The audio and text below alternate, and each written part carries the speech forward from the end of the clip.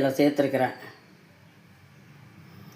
அடுத்து கோதுமை மாவு, நெய் நல்லா காஞ்சிடுச்சு. அடுத்து கோதுமை மாவு இதில் போட்டு கோதுமை மாவு போட்டிருக்கேன். இதை வாசனை வர வறுக்கணும்.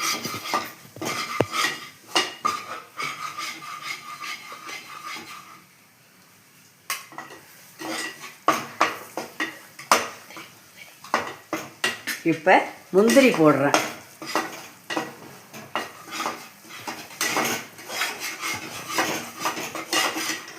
இப்போ ஏலக்காய் போடுறோம். எல்லாத்தையும் சேர்த்து வதக்கிடலாங்க, மறுபடியும் ஒன்றும் போட வேண்டாம். ஒரு சிட்டிகை ஏலக்காய் பவுட்ரு,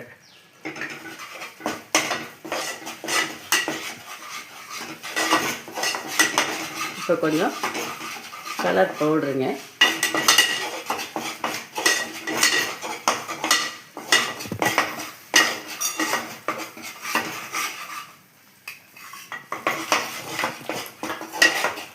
நல்லா வாசம் வரும் வரை செவந்து வரும். அப்போ நல்லா வாசனையாக இருக்கும்.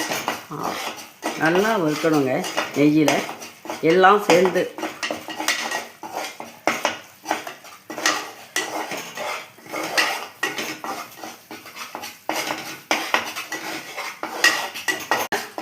வாசனை வர வரை கிண்டிக்கிட்டே இருக்கணும், கிளறிக்கிட்டே இருக்கணும்.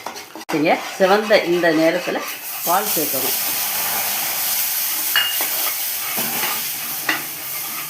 1.5 கப்பு பால் வேணுங்க. 2 கப்பு.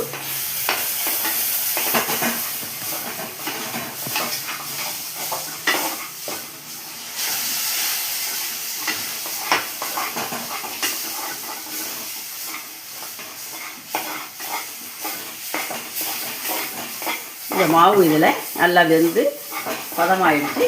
இப்போ சீனி சேர்க்கலாம், சேர்த்து கிளறணும். 2 கப்பு சீனி.